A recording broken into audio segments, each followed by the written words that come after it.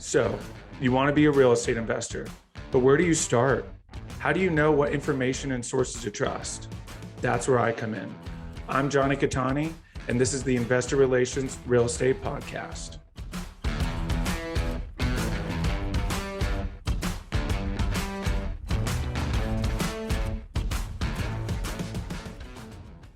Hey guys, real quick, before we start, go to investwithcattani.com and download my free ebook, Is Commercial Real Estate Recession Proof?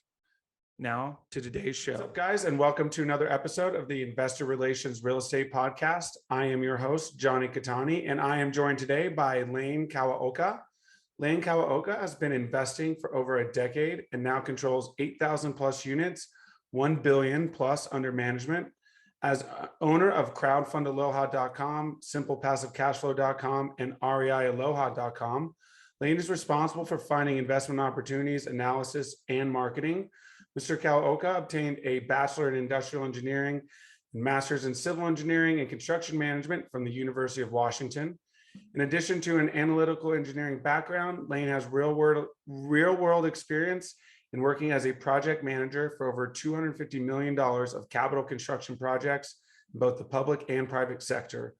Working as a high-paid professional in corporate America and frustrated by the traditional wealth-building dogma, Lane was compelled to inspire and mentor other working professionals via his Top 50 Investing podcast at simplepassivecashflow.com. Lane, thanks so much for joining and welcome. Hey, thanks for having me, Jonathan. Aloha, everybody. Aloha. Yes, as you mentioned, you are in Maui, you said? Oh, Oahu. Oahu. I apologize. Yeah. Those Awesome. other islands are too slow for me.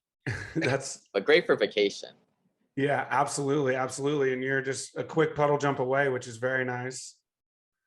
Yeah. Cool. So obviously you have a very awesome story, which I know you make readily available with all of your content. So, let's kind of jump into it. You started in corporate America, as a lot of people have, with a W-2, and what start there and what kind of led you to where you're at now? Yeah, I mean, just another minion brainwashed into six-figure salary, buy a house to live in, invest in your 401k. I was kind of one of those dupes that maxed out your 401k and, being really frugal with your money. So I went to work as an engineer because that's what you do when you don't want to go to master's or doctorate and you make the most amount of money. And, I was out there in the field traveling a lot and, bought a house to live in, but, because I was traveling and I had the ability to go 100% on expenses because I was traveling, I just decided to rent it out and not live anywhere for several years, which allowed me to put six figures away savings every single year to buy all these rental properties. And that was kind of where 2009 I bought my first rental, bought another one a couple of years later, as you're constrained to just how much money you can save. And then I started to go out of state in Birmingham, Atlanta, Indianapolis. So I had 11 of those single family home turnkey rentals by 2015, and that was kind of the start of building a little portfolio. Okay, awesome. And then where did the transition begin that you realized that multifamily was more scalable and produced better returns? Yeah, I mean, you kind of fight it for a while, right? Because it's a repeatable formula. You buy turnkey, you put down 30 grand, you get a loan, you make a couple $100, $300 if you're lucky every month for these properties. It gets somewhat of economies of scale because you have a property manager running these things, and you're diversified in several markets, and you're doing that thing that a lot of the newbie investors are like, oh, I'm gonna get 10 Fannie Mae Freddie Mac loans in my name, and then I'm gonna get 10 in my spouse's name, even though that's complete pain, right? To have them to go and sign all these documents, and they're like, what the heck is all this stuff, right? But with 11 of these rentals, I had an eviction or two a year, some kind of big catastrophe that happened every quarter, like a tree falling on the house or flood in the basement or some nonsense that happened. I mean, of course, the property manager takes care of it, but these property managers, they're not the best, responsible people, right? They're so spread thin with so many clients, and you have to always play keep them accountable, make sure they're doing their job and not just gouging you and going to their buddy to fix whatever, or just doing it the lazy sourcing method where they're just paying for the cheaper, more convenient fix on their part. And then you start to realize you're getting gouged as an out-of-state investor because they just think of some dude from like Seattle who's working for Amazon, has a gazillion dollars, and just getting abused by all these property managers and all these third-party repairs. And then I paid to get into a lot of like higher level groups, masterminds, where I got around a lot of credit investors, and then my eyes were open. I was like, wow, like these guys are smart people, doctors, lawyers, engineers, kind of like myself, and they're all investing in private placements and syndications and multifamily. And the cool thing is that they all came from where I was. They all were very frugal, good with their money, made a lot of money, and more importantly, they all owned little stupid turnkey rentals. And they said, well, maybe not necessarily turnkey, but they did little rehabs back in the day, and they had the experience, and they're like, yeah, done with that type of stuff. Okay. And then you all, because through the mastermind, were sort of transitioning into that. So talk about now then what you learned in the basics of sort of building that. Did you start as a passive investor? Did you go right into the GP side, or? Yeah, I mean, I started as a passive. I mean, but it didn't take me long to get on the GP side. There were a lot of people that want. I had kind of built up an audience a couple years prior with my podcast, Simple Passive Cash Flow, that I started back in 2016, which was a great way to, which was really effective back then because nobody really did it, and not many of them were very effective back then. Today it's a different story, right? I mean, there's a lot of podcasts out there. Um, it's just like building an audience. It's hard, right? Like I got lucky kind of doing it. But with that, there are a lot of people that just kind of trusted me, and they had bought single family homes with me. I was taking people out on tours to Birmingham, and we're walking through properties. We took up to Atlanta. So I had a little bit of a following and a lead off first base there. But yeah, I went in as a passive investor first. I mean, I think that was, you get empathy, and you understand what your sponsor is telling you, and you're like, all right, well, they just regurgitated all the stuff, but I'm still like, well, when the heck am I getting my distributions, right? Like that's all they care about it. Like, what's in it for me? And I kind of joke about it all the time too. But like just having that insight of being a passive investor helps you be a better general partner sponsor, communicating what it is to the passive investor at the end of the day.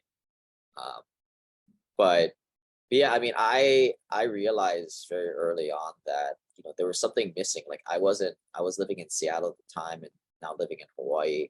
Especially to get going, like you need to live in the state. Like you can't be doing this from California and flying over like every other month. The brokers aren't going to take you seriously, and that's the hardest part of this business. Like you have to get in cahoots with the brokers. If not, they just send garbage to you. 99.999% of deals suck. And unless these guys take you seriously, and they won't take you seriously until you close the deal. So it's kind of a chicken and egg thing, unfortunately.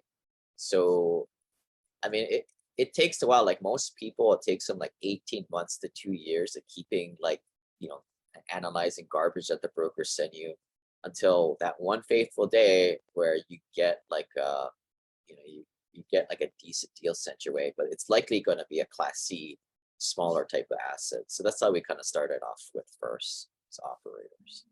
Okay. And so now you've obviously grown from that. We've got 8,000 plus units, very mixed asset classes. So kind of talk about, the various asset classes and even like Class A, Class B, and what you're kind of looking for now as you're growing your portfolio and helping investors grow theirs. Yeah, I mean, we grade these properties A, B, C. D is considered like F, pretty much, a war zone type of properties. But you can grade it on the asset type and then the neighborhood, and there's a kind of a composite score. But to go over like the asset type, I mean, there's not really any straight rule to this type of stuff. But generally, if you got a property built in the 2000s or newer, that's a class A. If you're looking at a property that's 1980s to 2000s, that's a class B. 1960s, 1950s and 1970s is class C, right? It's kind of that one's actually the easiest to grade because it is sort of like quantitative with the age of the buildings. So what's harder is like the neighborhood. But if you're walking the street and you kind of get a vibe of it, it gets to be sort of easy. So class A, like these are all the cool places to live, best school districts, safest areas. Unfortunately, the numbers don't work here, right? So like class A areas is just not going to work in most cases unless you find the diamond in the rough, which is why you go after a syndicated deal, which should be a diamond in the rough. Of course, that's what the GP is always going to say, right? In the market material, blah, blah, blah, blah. But class B, that one's kind of more like you can drive up there in the daytime. It's pretty safe, but I wouldn't really want to be hanging out there in the nighttime. Class C, it's like if I got to do something, I'm gonna get in and out of my car, get on my way. You won't see me out there at nighttime for sure. But it's kind of everybody has their own like different barometers, and that's why we always tell investors, well, when we do a tour, come out to the property with us, and I'll kind of sit there and I'll hit them in the hall and be like, this is like a B plus location, B asset, and then we go take them to another one, and here's like a C plus location, B asset, and then we start to calibrate, right? And because it is a lot of a feel and touch and kind of vibe when you're sitting there, and pictures don't do this stuff justice. Pictures always look a heck of a lot better than it is in real life. You really got to visit it. But once you come on one tour, you kind of get the sense of like, all right, well, was it better than that one class B property that we saw, or was it worse, right? And then you're able to calibrate from there. But today we kind of focus still on, generally speaking, workforce style housing, because we want to invest in stuff that the glut of the American population, which is a big bell curve, kind of push more towards the lower middle class. So rents between $700 to $1,200 a month is kind of what we're targeting. And the idea is, well, if there's a recession, the A's move to the B's move to the C's. We are a little bit running away from the class C stuff these days because they're just kind of a pain in the ass clientele to work with. And you can make a lot of money in this area, but where we're at, it's just not really worth the squeeze, the 80% collection rate sometimes. Like, those suckers just don't pay sometimes. And we also want to go after more reliable cash flow too. And when your tenants don't pay, it just, investors don't get paid consistently on that quarterly, monthly basis. And then another thing, like we've kind of chased some higher end properties, but still in the workforce style housing, right? Like none of these $3,000, $4,000 a month rents, but some of these rentals that will cater towards a young professional, right? The yuppie that's cool living in a 600 square foot apartment, but it's new, right? And that's what the kids want these days, right.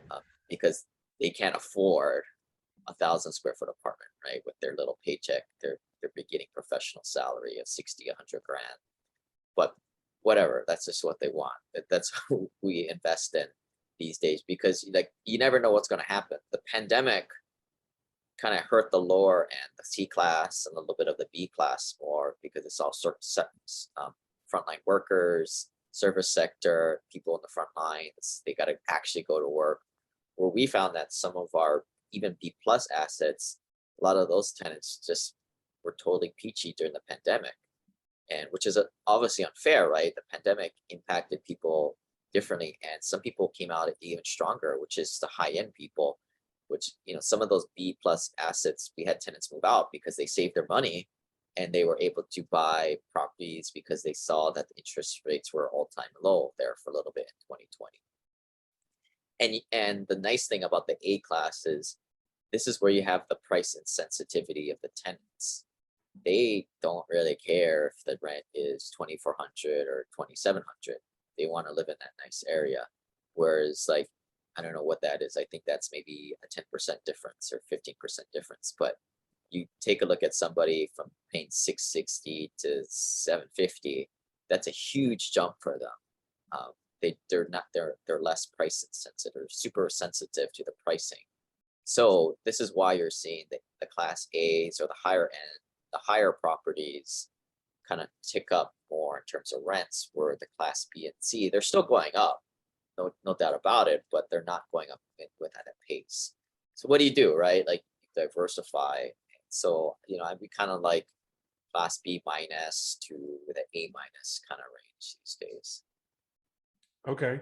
And now in terms of the asset class, now you're obviously diversified amongst asset classes as well. You sounds like you've got some kind of senior living or assisted living and different things like that. So what is it about the different asset classes that appeal to you in terms of, you know, being recession proof and different things like that?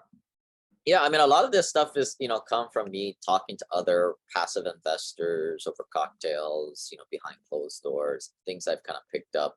One of those things is, these sophisticated accredited investors, they don't only invest in apartments, right? Even though I think apartments is obviously what I majority invest in. And, they may look at self-storage, mobile home parks, stuff outside of real estate, things that are uncorrelated with the economy, like settlements, stuff like that, life insurance.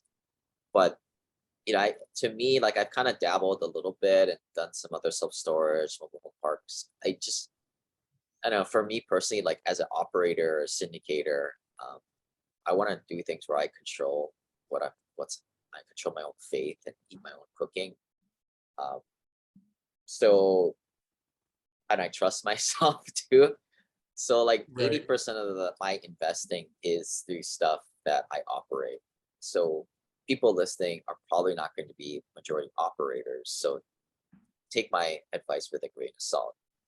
On my small minority portion, if I was a passive investor, strictly non-operator, I would probably spread it around more. But even as an operator, I do have like 20% of my stuff, or maybe 10 or 20% of my stuff in as passive investor, where I kind of spread it around. And at this point, I'm just kind of testing out the relationship, right? The people. I get, multifam or mobile home park self storages could potentially be good, but if you don't have a good jockey, it's who cares? Who cares about the asset class? Um, but that's kind of how I do it. So I spend a lot of my time, especially with my inner circle, finding deals, finding who's reliable, more importantly, who to stay away from. And that's kind of how I move around my passive investor portion. Okay. Awesome. So let's kind of piggyback off that now. Obviously, one of your big sort of thought leadership platforms is the busy professional, which is what you were for a long time. So kind of talk about how you help them, get into the world of passive investing, what to look for, how to find good operators, how to, vet them and, the things along those lines. Yeah, I mean, a big part of it is just education. And unfortunately, the high income earner, which is primarily who we work with, their biggest thing is their taxes. Right? You don't need to make 20% a year. They're fine with 14 or 12. But it's the taxes. If they make 200, $300,000 a year and they can cut their tax bill in half, that's a heck of a lot of return that is sort of guaranteed compared to putting it in deals or the stock market or whatnot. So that's kind of number one, which is the taxes, and which is we kind of heavily educate there. But unfortunately, you without passive activity losses, which you get through bonus depreciation, cost segregations from going into deals, you can't pull the levers on the taxes side. So unfortunately, you have to put your money in deals first. So that's kind of where, that we have a bunch of education and e-courses around like how to be a good astute passive investor, right? What are the things to be on the lookout in terms of the people? And that's the hard part, right? Because it's all a digital marketing game out there. It's all who's the best internet marketer. So as the engineer myself, numbers don't lie, people do, and headshots do. So what I've kind of distilled down is there's several things that as a passive investor you can key on as what are the assumption suite that they're using. Things like what is their reversion cap rate that they're using, what is their full economic occupancy, things like that. You can kind of peek under the hood and kind of check, if this dude is thinking that he's going to run this thing at 95% occupancy, that just kind of goes to show what the heck they're doing under the hood, right? Maybe they've had a good track record, but it's something where I guess not everybody's going to be an underwriting specialist, but there are some things to be on the lookout for.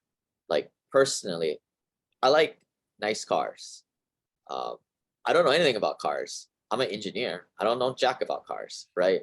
But I'm gonna go on the internet. I'm gonna find what are things to do, which is obviously take it to like a third party specialist, right, to get a inspection. But there are things I can check, like the tires, like as all the hoses hooked up under the hood that I can check to do at least a surface level due diligence check. Right. But part of this is like the network, but the network is going to take time to adjust and get. I'd say most people take some like 3 years to find their tribe of other colleagues and pure passive accredited investors. Unfortunately, where do you find these guys? Well, they sure as heck aren't at the local RIA because there's just a bunch of broke guys flipping houses trying to get rich quick. It's not on the free stuff because you pay for what you get. You just get a bunch of freeloaders out there, and you get a bunch of all these like newbie syndicators to go in there and try and poach and shark unsuspecting passive investors that are freeloading too. Right. And this is kind of where I only laugh because that's so true. like it's just so like meetup. Like that's like kind of one of the worst places to go in my opinion. Right. At least to start. At least the start. But I think like most people, most of my investors today, it's through referral these days, but not everybody has a friend that's a credit investor. Like personally, like my parents aren't accredited, none of my friends and family are accredited. So how can they even begin to look at this type of stuff? And then on the other hand, you can't go to the country club because the people there are just high paid executives. They're making a lot of ordinary income. Or they're worse trust fund kids. And they don't invest in this type of workforce style housing, which is kind of like blue overalls investing, right? Right. It's kind of not sexy. It's not like some kind of high rise in San Francisco, right? Or something cool with some fake artist rendering that looks really amazing on paper or on a website or a landing page.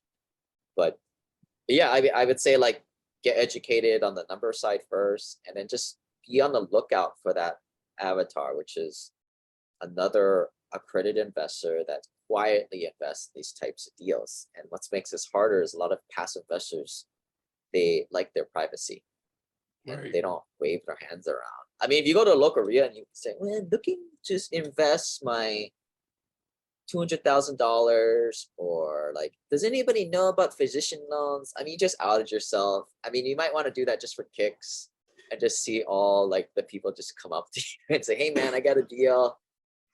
Like that might be fun. But for most passive investors to go out to a meetup like that is a complete waste of time, because I know the avatar of most passive investors, they're in their 40s, they've got 2.5 kids.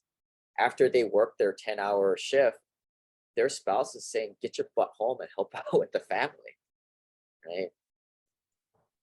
And Right. they likely don't have a nanny because they're frugal and cheap like myself, but like, they're not going to hang out with a bunch of 20-year-old bros burring properties remotely or burring stuff locally. So, excuse me, I apologize. I'm getting over a cold. We'll have to edit this part out for sure. April, shout out to my producer, April, who's definitely going to edit this part out, where I am definitely a little sick. But so what do you advise in terms of finding the appropriate education, the right education, right? Anybody can blast out click ads and Facebook ads and make stuff look pretty, but how do you delineate that correct information and that correct education? Yeah, I would say it's all about kind of going, instead of like a mile wide, inch deep, it's an inch wide, mile deep. So what does that mean? Well, you're looking for that accredited, purely passive investor to build a true organic relationship, add value to them. Part of that is if you don't know anything about syndication investing, you're just an asshole. You're not going to add value to them, and you're not going to build an organic relationship with that other person. So part of it is being patient, right? We hold a lot of events where the new investors will come in, they start asking questions and questions, and it's all me, take information.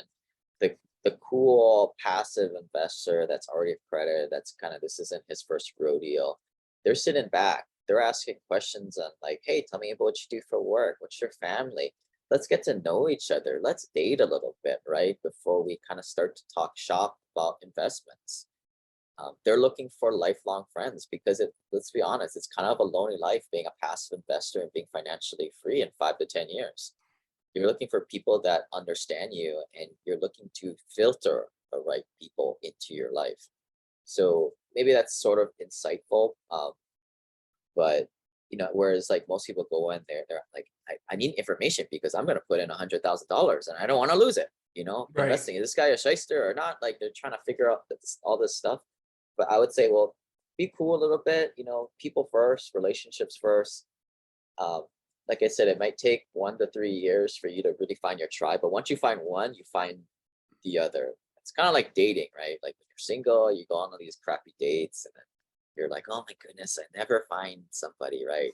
But once you find one, and it's like, or you find a friend group, you find another, and it kind of just, the problem kind of solves itself. So you just have to have faith that if you put yourself out there, and you're play nice with others, you're cool, you're not an asshole, you don't ask too many questions, then you'll find the right people, and they will know more people. It'll be a self-selecting thing. Got it. Okay. That's really great information, obviously, because that's the biggest thing I think that people run into, right? Especially as this has become such a big, like it's a lot more people are getting into this industry, right? As passive investors, a lot more people want to become sponsors and general partners and different things like that. It's becoming a little diluted, right? And so it's important that people get the correct information. And, especially someone starting out, this could be their life savings, $100,000. And, they know this is where they want to put it. They know they want to get to that financial freedom. But, as you mentioned, their, initial intro to it was their local RIA, which was just full of wholesalers who are just, trying to get as much money as possible. So it's very important, as you mentioned, to find your tribe, and don't be afraid, at least, my opinion, I think you were kind of saying the same thing. Don't be afraid to pay for it, right? Don't be afraid to pay for that mentorship, because what I found is that that's really where you're going to find the people who are as like-minded as you are. Amazing things happen when they charge $5 at the door, right? All the cheap, easy, freeloaders go away. And that's the thing, right? For high net worth people, time is your most valuable asset. And you will often, as I find myself these days, paying my money to save me time. Whether that's some kind of convenience or Uber Eats, but it also means, like he's saying, like paying money to get into better quality events where you at least cut out all the freeloaders and the fake it till you make it people. I mean, this is why, I've paid $25,000 a year to join multiple masterminds, because I'm trying to find people who are kind of on my level, or at least thin the herd with people who don't have 25 grand. I mean, I guess you can put everything on credit card these days, but you've got to be crazy to do it, or a complete shyster. That's the angle you're going. But you want to find yourself in a situation where you're shooting fish in a barrel. Absolutely. Absolutely. So one thing I wanted to kind of switch gears a little bit here on, and I love that, by the way, because that's really what propelled me, is when I finally paid the $10,000 to be part of my mastermind group. And it's propelled me, exponentially more than the previous 3 years alone had done. So, but I kind of want to switch gears. I wanted kind of something that was a really awesome point that, some of this stuff you sent me over was, and I think this is a big thing for millennials, which I am, and you are as well. Why not buy homes? Why invest instead? Yeah, I mean, it's just a numbers thing. I mean, your money is going to be growing a lot more in real estate, and especially if you're doing value add real estate. when you put your money in your home, it's just going to go up with the pace of inflation. And what all these stupid rent versus buy calculators do, I just did a video on this actually recently, is kind of, I played around with it, but what they failed to do is add in a line with opportunity costs, right? If I stuck in $100,000 as a down payment in this property, I could have used it to go buy 3 rental properties or go make $10,000 to $20,000 a year. And a lot of that's not captured in all these stupid calculators. Now, sure, for most people who can't grow their money for jack, that might be true. But if you're on the paradigm where you can grow your money in stable real estate value add investments, then that needs to be taken into account. And that's where like this idea of paradigms come up. Passive, most people in this world, 90, 95, 99% of us are really bad with their money, and they spend more than they make. And quite frankly, a lot of them just don't make that much money, right? I mean, I'm not a big fan of college, but it certainly helps people get to a certain professional salary, $50,000, $60,000 at least. A lot of people just don't get paid that, and they're living paycheck to paycheck. And for a lot of those people who don't have the financial literacy and financial wherewithal, buying a house to live in is probably the best thing, because it is a forced piggy bank, and these guys need forced piggy banks along with all the stupid envelope systems. Well, actually, they're not stupid, but it's kind of funny, right? We're putting your credit card in the block of ice so you don't spend money. But most of the people listening, and myself included, we were the good little boys and girls who saved our money, often maxing out our 401ks. For the people in this cohort, it's better to go on the offense and invest in your money, and don't buy your house to live in, because that's just what, that's the better advice for the financially inept. Awesome. I love that so much. Cool. Well, we're kind of nearing the end here. So I've got 5 questions that I ask all of my guests. So we'll jump into the final 5. First question, best advice that you've gotten from a mentor? Sophisticated investors don't give a rip about interest rate or the amount of debt. So every time I hear like my investors talk about like they want to pay off debt, is the wrong way to look at it. What sophisticated investors look at is what's happening with their net worth, and do they have adequate cash flow to safely get there in case there's a recession or some kind of hiccup in the economy. So again, most people, they talk about, oh, I got like a 2.5% on my 3.5, that's not what sophisticated wealthy people talk about. They talk about, well, what did you do with that debt? How much money did you get out? Did you get your return on equity up so your net worth can grow? And what is your cash flow, your debt service coverage ratio to hold that? Wow. I love that. That's awesome. Huge nugget right there. So what is it about your career that makes you feel like you're fulfilling your why? Oh, I feel like I'm Robin Hood and some green tights, fighting against like the machine that tells everybody, or at least my folks, right, the high paid professionals that go to school, get a job, work at that job for 50 years, and you middle class people are the ones paying all the taxes. Sorry, it's not the rich and wealthy people who know how to play the game like how we do. It's not the poor people, that's for sure. It's the working middle class, the shrinking middle class, actually, that are paying most of the taxes and getting hammered. And they're the ones that propelling society forward, right? Like, I mean, if everybody did what I was, saying, go buy a handful of rentals or some syndication deals, I mean, you'd be financially free in 5 to 10 years easily. I mean, who of us would be still doing surgeries or drilling teeth or building bridges? Like nobody would do that stuff, right? They'd be over it. Yeah. Maybe at first, right? But that's no way to run society. And whether it's some kind of way that the country keeps people working as contributors to the GDP, or I see it as like Wall Street companies have kind of embedded themselves and created these financial products that just like gouge investors and take all their returns, so that now they have to work 3 or 4 times as long to get to where they're at. The Wizard of Oz is not real, folks. Right. All on the it's all a long-term sham. basis of 20 years. Put your money in this mutual fund for 20 years. Yeah. And then, put this money in the 401k, and then then we're going to tax the hell out of you when you're in the highest tax bracket, when you have to take it all out in one time. And when you put in there, you can't get all the passive losses today. And, it's like, they pretty much engineered our system to kind of screw people over with all this stuff. And there's just so much bad financial advice. So I just kind of feel, again, kind of like Robin Hood, just kind of stealing from the rich, give it to the working middle class. Maybe not that poor. I guess they are poor, right? I mean, those are the poor people out there, minus the people on government subsidies. But, those are the people that my heart goes out to. That's people. That's kind of like my parents, who kind of worked their professional careers for decades, and they end up with $1 million. That ain't jack these days. You need more like $4 to $5 million for actually to sustain life for multiple generations. Absolutely. Absolutely. Yeah, you nailed that right on the head. That's awesome. I love that so much. What's your favorite non-real estate or investment related book? I don't read books, man. I don't know. It's not my thing. Okay. People say read nonfiction. I'm not super into that type of stuff. Rather go work out or something.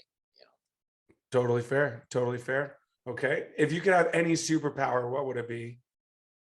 I like to know when people are lying, so that I know like if a deal is a good deal, or if I'm just getting the paper spin around. That's awesome. I haven't gotten that one yet. That's such a good one. I love that so much. Cool. And then what's the best way for people to get a hold of you and reach out to learn more? Yeah, they like podcasts. They can check out Simple Passive Cash Flow, Passive Real Estate Investing, or they can reach out my website, simplepassivecashflow.com. Awesome. Cool. We will link all of that in the show notes. Lane, I really appreciate you coming on. I've really enjoyed it. Well, thanks for having me, Jonathan. Take it easy. Yeah, absolutely. Hey guys, thank you so much for watching today's episode. I hope you really enjoyed it. Listen, I know it's cliche and you hear it all the time, but please don't forget to like and subscribe to the channel so you know when the next video is coming out. Even though this is technically a daily podcast, you know it's coming out the next day. We have a ton of content coming your way. So please like and subscribe. It helps a ton. Leave comments. Would love to know what you guys think. And we will see you on the next one. Thanks so much.